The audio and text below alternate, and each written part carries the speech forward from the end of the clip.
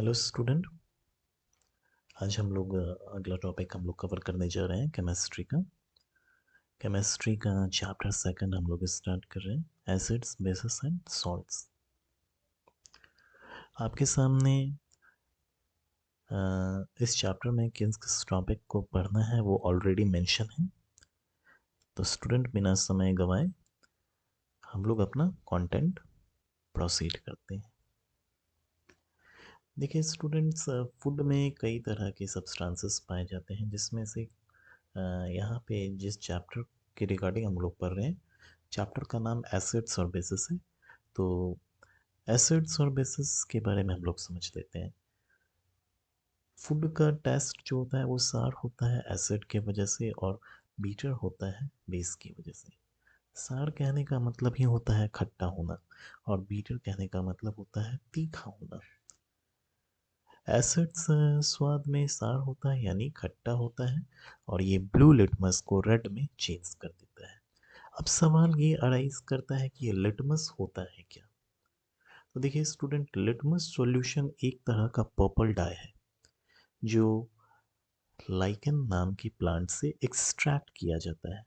Okay.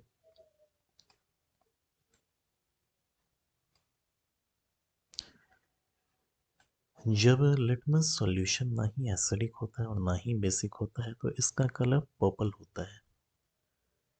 कुछ दूसरे natural material like red cabbage leaves, turmeric, कुछ फ्लावर्स जो हो गया उसके पेटल्स, उन फ्लावर्स का मैं नाम बता देना चाहूँगा, हाइड्रेंजिया, पिटूनिया और जिरानियम। इन सभी फ्लावर्स के पेटल्स जो हो गए वो भी एक सॉल्यूशन में मौजूद एसिड और बेस की प्रेजेंस को इंडिकेट करते हैं। ओके। एसिड्स की प्रॉपर्टीज। ये जो शब्द एसिड जो है उसको लैटिन शब्द से प्राप्त किया गया है। लैटिन शब्द एसिडस से प्राप्त किया गया है, जिसका मतलब ही होता है सार होना यानी खट्टा होना।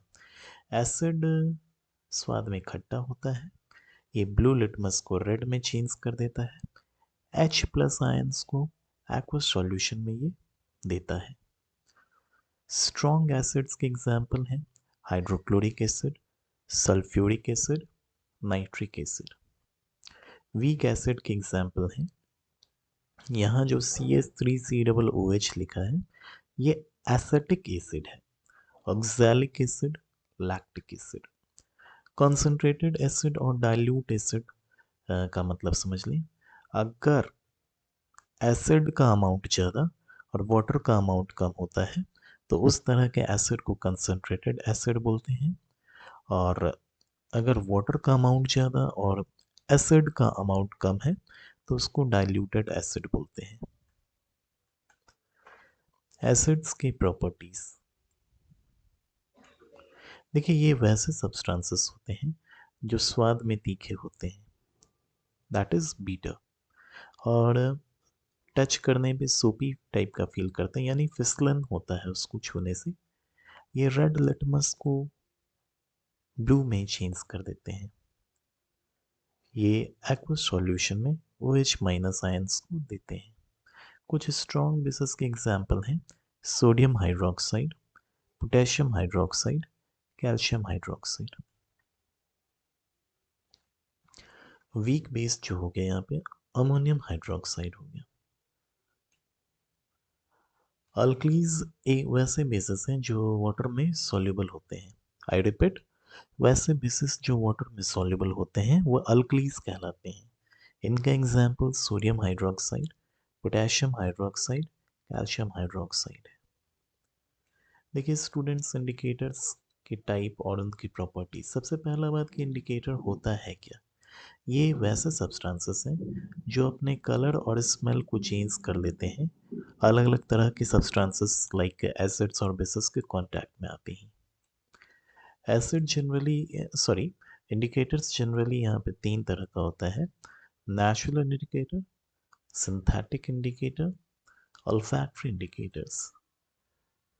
नेचुरल इंडिकेटर्स जो है वो प्लांट्स में पाया जाता है, like litmus red cabbage leaves extract, hydrangea plant का फ्लावर्स जो हो गया, turmeric, These all are examples of natural indicator. ये वैसे केमिकल सब्सटेंसेस हैं। सिंथेटिक इंडिकेटर्स के बारे में बोला गया कि ये एक तरह के केमिकल सब्सटेंसेस हैं, like methyl orange, phenolphthalein. Olfactory indicators वैसे सब्सटेंसेस हैं जो एसिड और बेसिस के कांटेक्ट में आती हैं, उनका ऑर्डर यानी स्मेल जो होता है वो चेंज कर जाता है। यहाँ देखिए स्टूडेंट, यहाँ पे आपके सामने एक डायग्राम दिया गया है नेचुरल, सिंथेटिक और ऑल्फैक्टरी इंडिकेटर्स का। इनका क्या एक्शन होता है ये इस डायग्राम में क्लियर किया गया है। एसिड और बेसिस का मेटल के साथ रिएक्शन, वो सबसे पहले हम लोग पढ़ते हैं एसिड्स का मेटल के साथ जब रिएक्शन होता है तो क्या होता है। देखिए स्टूडेंट, एसिड मेटल के साथ रिएक्ट करके मेटल सॉल्ट का निर्माण करता है और हाइड्रोजन गैस को रिलीज करता है। रिएक्शन वाइज अगर देखा जाए तो एसिड जब मेटल के साथ कंबाइन करता है तो सॉल्ट बनता है और हाइड्रोजन गैस इवॉल्व करता है। एग्जाम्पल के तौर पे जिंक ग्रैन्यूल्स को रिएक्ट किया गया है डाइल्यूट हाइड्रोक्लोरिक एसिड के साथ एक टेस्ट ट्यूब में, जो कि आपकी टेक्स्ट बुक में दिया हुआ है। तो आप ये पा रहे हो, जिंक को हाइड्रोक्लोरिक एसिड के साथ रिएक्ट किया गया है तो जिंक क्लोराइड का निर्माण हो रहा है और H2 गैस इवॉल्व कर जाता है। उसी तरह बेसिस का मेटल के साथ रिएक्शन, देखिए बेसिस मेटल के साथ रिएक्ट करके हाइड्रोजन गैस को इवॉल्व करता है। साथ ही साथ ये भी बात ध्यान देने वाली बात है कि सारे मेटल्स जो होते हैं वो बेसिस के साथ रिएक्ट नहीं करते हैं। जो मेटल बेसिस के साथ रिएक्ट करते हैं वो ज़्यादा रिएक्टिव होते हैं, तभी ये रिएक्शन हो पाता है। यानी बेस जब मेटल के साथ रिएक्ट करेगा तो भी सॉल्ट और हाइड्रोजन गैस बनेगा, बस शर्त यही है कि वो मेटल मोर रिएक्टिव होना चाहिए। एग्जाम्पल के तौर पे zinc granules sodium hydroxide solution के साथ रिएक्ट करके सोडियम जिंकेट और सोडियम जिंकेट का निर्माण करता है और वहाँ पे हाइड्रोजन गैस इवॉल्व करता है। इस रिएक्शन के मदद से आप समझ सकते हैं, सोडियम हाइड्रोक्साइड जिंक के साथ रिएक्ट करके सोडियम जिंकेट का निर्माण किया और हाइड्रोजन गैस वहाँ पे इवॉल्व करता है। हाइड्रोजन गैस को टेस्ट कैसे किया जा सकता है, एक बर्निंग कैंडल को गैस बबल्स के करीब में लाते हुए, और जैसे ही वो पॉप साउंड के साथ बर्स्ट करेगा तो इससे ये बात क्लियर हो जाता है कि उस सॉल्यूशन में हाइड्रोजन गैस मौजूद है। एसिड का मेटल कार्बोनेट और मेटल हाइड्रोजन कार्बोनेट के साथ रिएक्शन होना। देखिए स्टूडेंट, एसिड जो है वो मेटल कार्बोनेट और मेटल हाइड्रोजन कार्बोनेट दोनों के साथ रिएक्ट करके सॉल्ट, कार्बन डाइऑक्साइड और वाटर का निर्माण करता है, जिसको रिएक्शन वाइज इस तरह से शो किया गया है। यानी मेटल कार्बोनेट या मेटल हाइड्रोजन कार्बोनेट एसिड के साथ जब रिएक्ट करता है तो सॉल्ट, कार्बन डाइऑक्साइड और वाटर का फॉर्मेशन करता है। इसी से रिलेटेड कुछ एग्जाम्पल्स यहाँ पे दिए गए हैं। जैसे देखें यहाँ पे, हाइड्रोजन क्लोराइड जो कि एक एसिड है, सोडियम कार्बोनेट जो कि एक तरह का मेटल कार्बोनेट है, उसके साथ रिएक्ट करके सोडियम क्लोराइड, कार्बन डाइऑक्साइड और वाटर का फॉर्मेशन किया। यहाँ पे ये सोडियम क्लोराइड जो है वो मेटल सॉल्ट के तौर पे एक्ट कर रहा है, कार्बन डाइऑक्साइड और वाटर का फॉर्मेशन हुआ। उसी तरह हाइड्रोक्लोरिक एसिड के साथ सोडियम हाइड्रोजन कार्बोनेट यानी मेटल हाइड्रोजन कार्बोनेट जब एसिड के साथ रिएक्ट किया तो metal salt, sodium chloride, carbon dioxide और वाटर का फॉर्मेशन करता है। यहाँ पे जो CO2 यानी कार्बन डाइऑक्साइड का जो फॉर्मेशन हो रहा है, इसको टेस्ट कैसे किया जा सकता है, इसको लाइम वाटर के थ्रू पास कराते हुए। और जैसे ही इसको लाइम वाटर से पास कराया जाएगा तो ये सॉल्यूशन को मिल्की कर देगा, यानी दूध के रंग में बदल देगा। देखिए इस रिएक्शन को, कैल्शियम हाइड्रोक्साइड कार्बन डाइऑक्साइड से पास कराया गया तो ये कैल्शियम कार्बोनेट और वाटर में चेंज हो गया। और वही एक्सेस अमाउंट में CO2 को पास कराया जाएगा तो ये मिल्कनेस जो है वो डिसअपियर कर जाएगा, यानी गायब हो जाएगा। रिएक्शन देखें आप, तो यहाँ पे आप देख रहे हो, आप वो जो कलर जो है वो गायब हो गया। बेसिस जो है मेटल कार्बोनेट और मेटल हाइड्रोजन कार्बोनेट के साथ रिएक्ट नहीं करते हैं। इन शॉर्ट यही कह सकते हैं कि बेस का मेटल कार्बोनेट और मेटल हाइड्रोजन कार्बोनेट के साथ किसी भी तरह का कोई रिएक्शन नहीं होता है।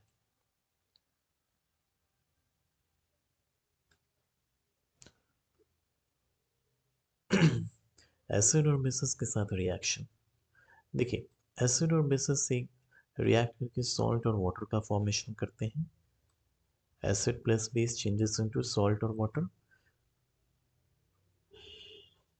एसिड का एक बेस के साथ रिएक्शन होना ही न्यूट्रलाइजेशन रिएक्शन कहलाता है और इस न्यूट्रलाइजेशन रिएक्शन के परिणाम स्वरूप सॉल्ट और वाटर का फॉर्मेशन होता है। देखिए अगर एसिड स्ट्रॉन्ग हो गया और वीक बेस वे बेस जो है वो वीक हो गया तो सॉल्ट जो बनेगा वो एसिडिक होगा। उसी तरह वीक एसिड और स्ट्रॉन्ग बेस अगर रिएक्ट करता है तो बेसिक सॉल्ट और वाटर का फॉर्मेशन होगा। स्ट्रॉन्ग एसिड और स्ट्रॉन्ग बेस रिएक्ट करेगा तो सॉल्ट न्यूट्रल होगा और वाटर का फॉर्मेशन होगा। उसी तरह वीक एसिड और वीक बेस रिएक्ट करता है तो न्यूट्रल सॉल्ट और वाटर का फॉर्मेशन होगा।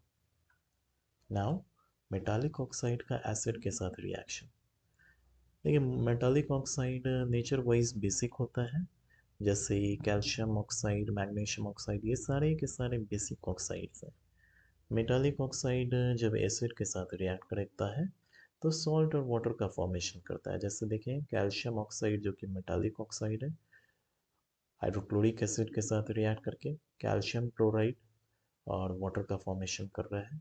यहाँ पे कैल्शियम क्लोराइड जो है वो एक तरह का मेटल सॉल्ट है। नॉन मेटालिक ऑक्साइड का बेस के साथ रिएक्शन, स्टूडेंट ये बात तो समझ जाए कि नॉन मेटालिक ऑक्साइड जो है नेचर वाइज एसिडिक होता है।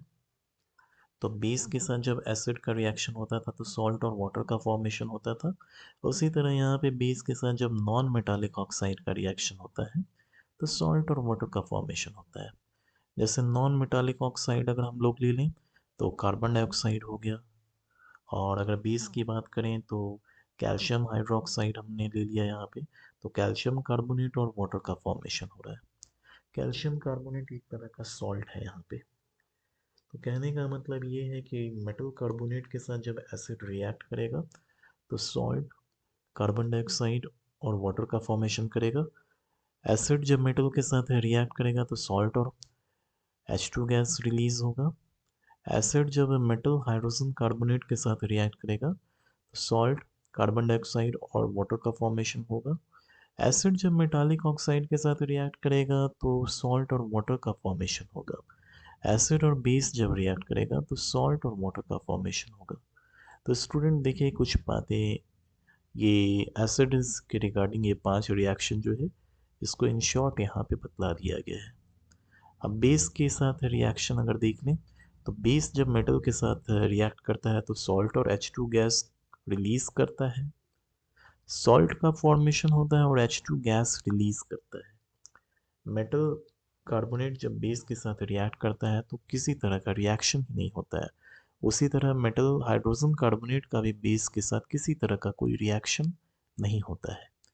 एसिड और बेस एक दूसरे के साथ कंबाइन करते हैं तो सॉल्ट और वाटर बनते हैं, और बेस जब नॉन मेटालिक ऑक्साइड के साथ कंबाइन करता है तो सॉल्ट और वाटर ही बनता है। तो नॉन मेटालिक ऑक्साइड स्टूडेंट इस बात से क्लियर है कि वो एसिडिक तौर पे बिहेव करता है, और मेटालिक ऑक्साइड जो है मेटालिक ऑक्साइड जो है वो एक तरह से बेस के तौर पे बिहेव करता है। यहाँ पे आप देख पा रहे होंगे, है ना। सारे एसिड्स और बेसिस के बीच की सिमिलैरिटीज क्या है, जितने भी एसिड जो होते हैं उनमें H प्लस आयंस कॉमनली पाया जाता है। ये सारे एसिड्स H प्लस आयंस को रिलीज करते हैं, प्रोड्यूस करते हैं। एसिड H प्लस आयंस को प्रोड्यूस जो करते हैं सॉल्यूशन में, इसी के वजह से वो अपना एसिडिक प्रॉपर्टीज़ को शो कर पाते हैं। जितने बेसिस जो होते हैं उनके पास हाइड्रोक्साइल आयंस होता है, यानी OH माइनस आयंस कॉमनली पाया जाता है, और ये सारे बेसिस जो हैं OH माइनस आयंस को ही प्रोड्यूस करते हैं। वाटर सॉल्यूशन में एसिड और बेस का क्या इफेक्ट है, एसिड जो है वाटर के प्रेजेंस में H प्लस आयंस को उत्पन्न करता है। H प्लस आयन अकेले एग्जिस्ट नहीं कर सकता है, ये H3O प्लस आयन के तौर पे एग्जिस्ट करता है, यानी हाइड्रोनियम आयंस के तौर पे।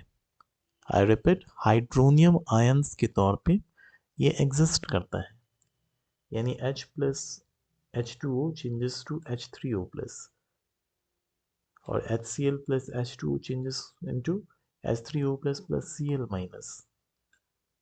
बेसिस को जब वाटर में डिसॉल्व किया जाता है ये OH माइनस आयंस को देते हैं।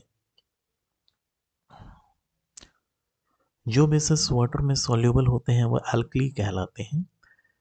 जब एसिड को डाइल्यूट किया जाता है तो ये रिकमेंड किया जाता है कि एसिड को वाटर में डालना है, ना कि वाटर को एसिड में डालना है, क्योंकि जब एसिड या बेस को डिसॉल्व किया जाता है वाटर में तो ये हाईली एक्सोथर्मिक होता है। एसिड और बेस सॉल्यूशंस का स्ट्रेंथ कैसे जान पाएंगे? एसिड और बेस का स्ट्रेंथ जो है वो यूनिवर्सल इंडिकेटर की मदद से हम लोग एस्टिमेट कर सकते हैं। यूनिवर्सल इंडिकेटर कई इंडिकेटर का मिक्सचर है। ये सॉल्यूशन में H प्लस आयन की अलग अलग कॉन्सेंट्रेशंस पे अलग अलग कलर को शो करता है। इसके लिए एक जो स्केल है वो है pH स्केल, जिसकी मदद से एक सॉल्यूशन में H प्लस आयंस के कंसंट्रेशन को मेज़र किया जाता है। pH में P जो है उसका मतलब पोटेंज होता है, जो कि एक जर्मन पावर है जिसका मतलब हुआ पावर। अगर pH का वैल्यू 7 के इक्वल है तो सॉल्यूशन न्यूट्रल है। अगर pH का वैल्यू 7 से कम है तो सॉल्यूशन एसिडिक है, और सॉल्यूशन अगर pH का वैल्यू 7 से ज़्यादा है तो सॉल्यूशन बेसिक होगा। Okay student.